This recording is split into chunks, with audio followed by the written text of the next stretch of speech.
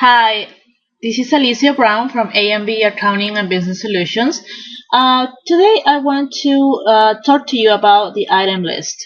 Some people don't know what this is good for, but this is really good for invoices. Basically, it's going to cut the time that you have when you're typing an invoice. This is going to be very helpful for you. So, how you find the item list? Here on top, you see all your in the menu bar your options. You go into lists, you go into item list right here, and this company has many items as you see. So when I'm gonna go into detail, it's gonna be service items and inventory part items. Here at the bottom, you see all these icons as well. If you go into item, you want to create a new item, you go into new, and you can choose from all the items that QuickBooks has available right now. To make things faster, I'm going to go into the ones that they already have in here, and I'm going to tell you what information they need in order to create the item. So we're going to go into this one here. I'm going to go into the edit mode, edit item.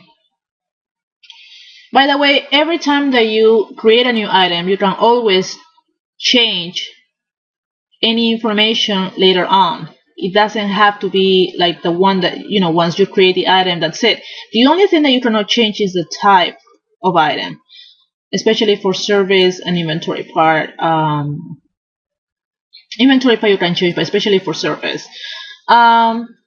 So here, as you see, there is an item name which is required, and just put what is easier for you, how you can find it once you create the invoice.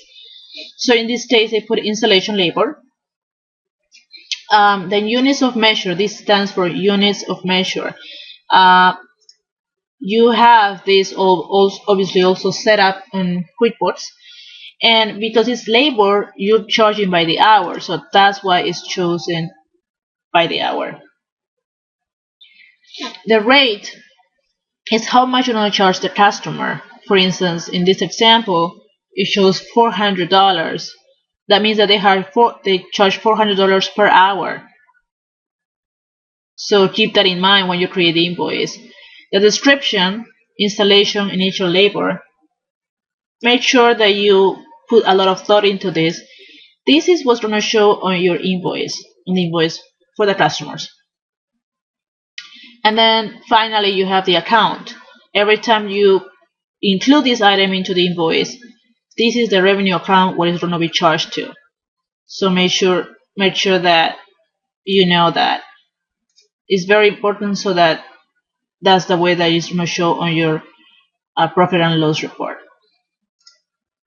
Now let's go into inventory part. Edit item. Inventory part, you have an item number or name, but for the inventory, it's pretty much everybody uses a number. So you have a lot of items, that's what you're going to do. Manufacturer part number, that's a number that you need to have when you reorder this item.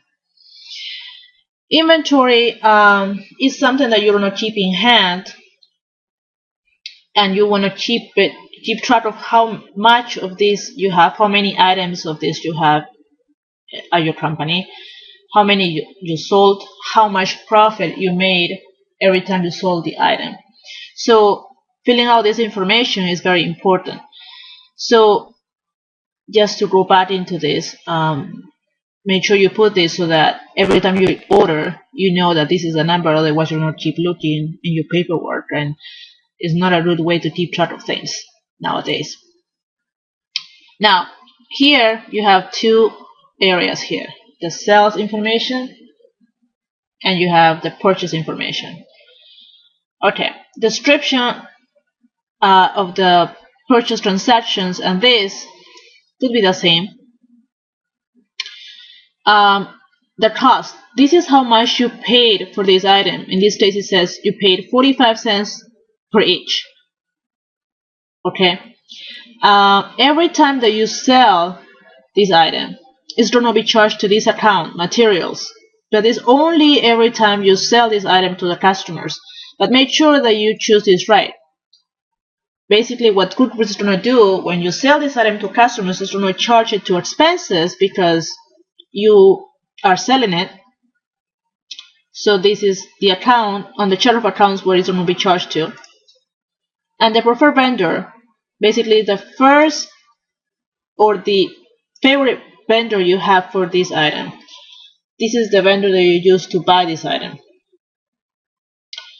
Here, on this other side, you have the sales price, meaning that you are selling these items to customer for $1 each, which means that you are making 55 cents on every item you sell, on every part that you sell.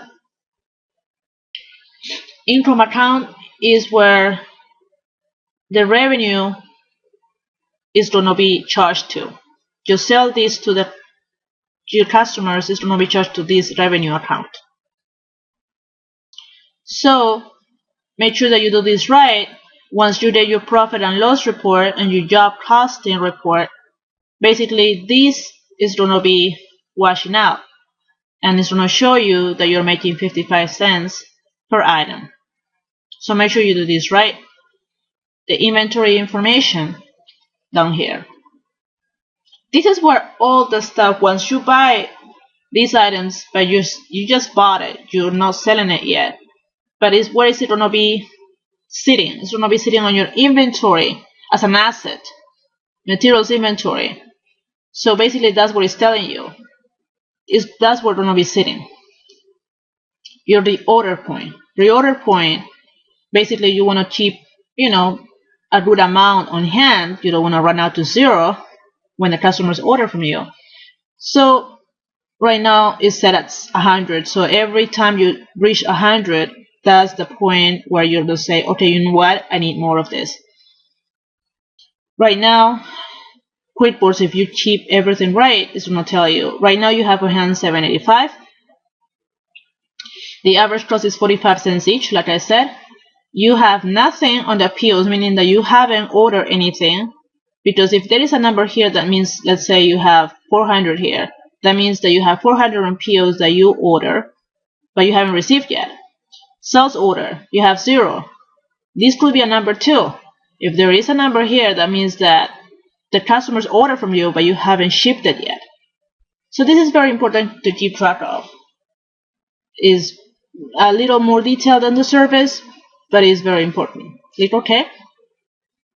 So this is what we're going to go to. Basically, that's it for now. Other parts are inventory assembly, which is used to assemble stuff that you're going to sell. Other charts, non-inventory parts. These are other items that are also included on Quickbooks, but for now, I just wanted to finish with this. If you have any questions, you can always contact me. You can find me at www.myabaccounting.com. And thank you very much. See you next time. Bye-bye.